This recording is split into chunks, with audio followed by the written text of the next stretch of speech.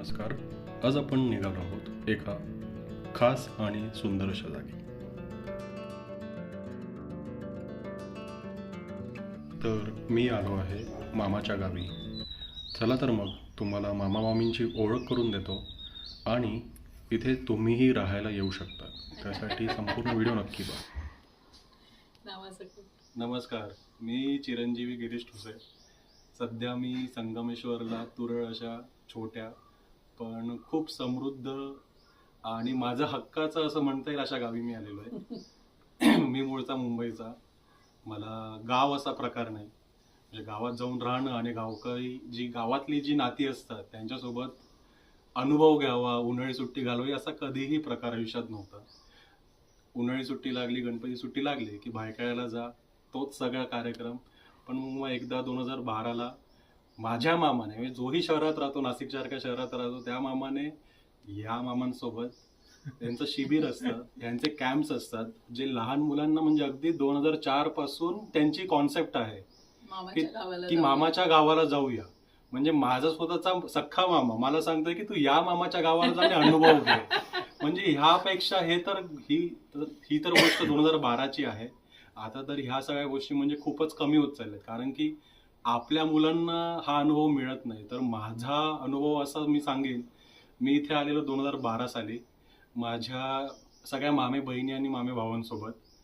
आणि आलेलो आम्ही ज्या मामाकडे, हे माझे मामा नितीन मामा आणि शिल्पा मामी, या इकडे आलो. आणि आज मी इथे 2026 साली मामा आणि मामीच्या सुनेला घेऊन इथे आले.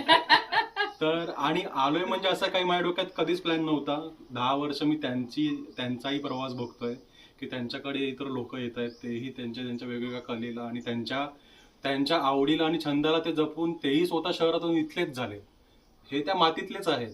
पण हा जो त्यांचा प्रवास आणि आपली ती सतत तिकडची जाण्याची एक ती ओढ होती पहिल्यापासून. माझ्या मते वर्ष 1.5 वर्षापूर्वी मामीला मी मेसेजही केला की यायचंय. मी लावलेलं चिक्कूचं झाड आता किती मोठं झालंय हे मी बघणार आहे, कारण की तेव्हा ते रोपटं लावलंय. आणि आज खरं सांगतो म्हणजे आता मामा मी म्हणताय की ते त्या झाडाच्या आज चिक्कू खात आहे. तर हा जो सगळा म्हणजे अनुभव आहे, हा खरं तर शब्दात सांगता येणार नाही. उलट बरं झालं की मी म्हणजे खरं तर कोकण फिरायला आलेलो. इथून आता परतीचा प्रवास होता. विचार केला एक 40-50 किलोमीटर, 1.5 तास फक्त डिटूर आहे. पण ती जी ओढ होती ना, ती माझ्या मते जे 2012 मध्ये त्या 4 ते 5 दिवसांमध्ये मी जगलो ते कधीच मिळालं नाही. म्हणजे ही लोक मी बी ते सगळं रोज दरवर्षी जगत वाढली, शहरात राहिली. पण आमच्यासाठी फक्त तेच ते 4-5 दिवस अनुभवाचे होते. त्या अनुभवाचा सगळं आठवणींचा जो साठा आहे, आज इथे येऊन याच ठिकाणी बसून, म्हणजे हे घरही ना बदललं, या ठिकाणी बसूनच आज मी ते परत एन्जॉय करतोय. भले आता माझ्याकडे 2-3 तासच मी आज यांच्याकडे राहू शकतोय, कारण कामाचे व्यापक आणि सगळ्याच गोष्टी बघता तो हे 3 तास ना आता मी आणखी माझ्यामध्ये पुढचे 5 वर्ष आरामात जगेन अशी आहे. म्हणजे आता एवढा उशीर नको करू. नाही नक्की नाही. मी येणार पालकांना मला हे सांगायला आवडेल की आपण शहरात राहतो ना, आपली ती आवड नाहीये. तुम्ही स्वतःहून स्वतःचं आत्मपरीक्षण करा. मला माहिती आहे की तुम्हाला ते आयुष्य खरंच किती आवडतंय, तुम्हाला तुमचं उत्तर मिळेल. मला माझं उत्तर मिळालंय. पण आपल्या मुलांना हे तर आपण शहरात सोडा, कुठे आपण दुसऱ्याच्या गावाला जाऊन पण देऊ शकणार नाहीये. कारण आता गाव पण त्याच दिशेने एक, म्हणजे आपलं शहर जेव्हा Tier 3 होतं, तीच गाव आता Tier 3 मध्ये येत आहे. सो हा जो बदल आहे ना, हा बदल एवढ्या रॅपिडली चेंज होतोय की ते तुम्हाला टच ना मे बी अजून काही 15 वर्षांनी 20 वर्षांनी कुठेच मिळणार नाही. त्यामुळे तुमच्या मुलांना, जर ती आज 4 वर्षाची आहेत, 7 वर्षाची आहेत, 10 वर्षाची, मी स्वतः माझ्या मते 13-14 वर्षांचा असताना इथे आलेलो असून, तर हा जो अनुभव मी माझ्या ह्या वयात घेतला.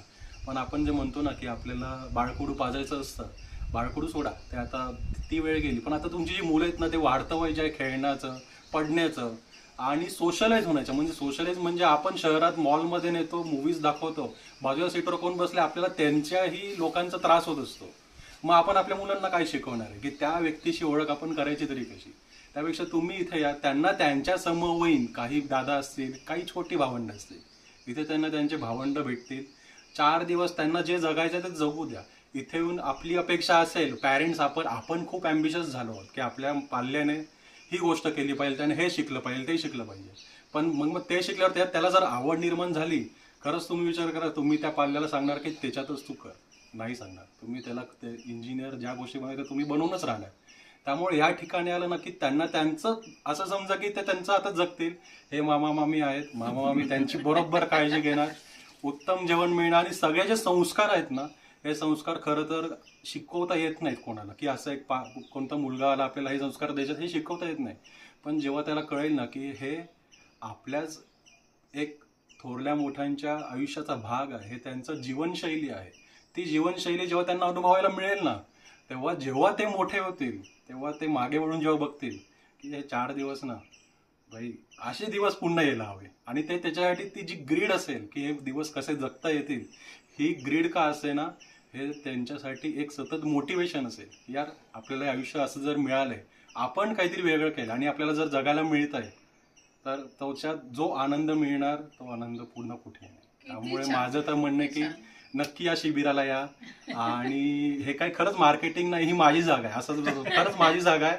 आणि जो मला अनुभव आला, जो मी आज 14 वर्षांनी पुन्हा अनुभवतोय, माझं तर लग्न झालंय, तो अनुभव मे बी माझ्या बायकोला फक्त आज दाखवू शकतो की इकडचा आनंद काय आहे. हा अनुभव, हा आनंद, हे सगळं तुम्ही तुमच्या मुलांच्या आठवणीत ओंजळ भरून भरा, एवढंच माझं म्हणणं. अरे वा, गुड गुड, मस्त. Very nice. ऍक्च्युली खरंच मार्केटिंग नाही, कारण त्याला बोलायला एवढ्यासाठी सांगितलं की इथे जोपर्यंत येत नाही तोपर्यंत लोकांना कळत नाही इथे काय आहे. खरं. पण ह्यानी ते अनुभवलेलं आहे. आणि आनंद हा आहे की ठीक आहे, तो येऊन गेला, त्यावेळी त्यांनी फी भरली, ती सगळं झालं, पण आज तो एका ओढीने इथे परत आला. मामा That मामीला was भेटायला. मामा मामीला भेटायला, सुनेला घेऊन. हक्कानी. तर ते खूप सुखावणार आहे, खूप प्लीजिंग आहे. आणि ठीक आहे, मी त्याला ओळखलं नाही पटकन, याचं कारण 16 वर्षांनी बघतं आणि त्याच्यात रॅपिड खूप चेंज झालेलं. पण ही गंमत खरी आम्हाला खूप आनंद देऊन जाते. अशी बरीच मुलं येत असतात. हा आवर्जून आला, त्याचा खरोखरी मनापासून आनंद. आणि त्यांनी लावलेल्या चिकूच्या झाडाला आता चिकू आलेत, आणि जे आज मी त्याला जाताना देणार आहे. आम्ही वा, ते वा, लावताना वा. त्याला असं म्हटलं होतं त्या मुलांना की अरे मोठेपणी तुम्ही कधी मोठे आलात तर तुम्हाला ते चिकू मिळतील, ते मिळतील. आज आता तू घेऊन जाईल. नक्की नक्की. So it is a very memorable event. आम्ही इव्हेंट म्हणणार नाही, आणि छोटीशी एक छान आमच्या आयुष्यामध्ये खूप आनंदाची अशी गोष्ट घडली आहे. आणि खूप आनंद वाटला, खूपच खुश झालो आम्ही दोघं. ते दोघं अचानक आले आणि आम्हाला खुश करून गेले. तर हा लहान मुलांसाठी असलेला समर कॅम्प दिनांक 2 मे ते 6 मे 2026 असा असणार आहे. या संदर्भातली सगळी माहिती मी डिस्क्रिप्शनमध्ये देतोच आहे. या पलीकडे हा व्हिडिओ कसा वाटला नक्की कळवा. पहिल्यांदाच प्रयत्न केलेला आहे. तुमचा सगळ्यांचा आशीर्वाद राहू दे.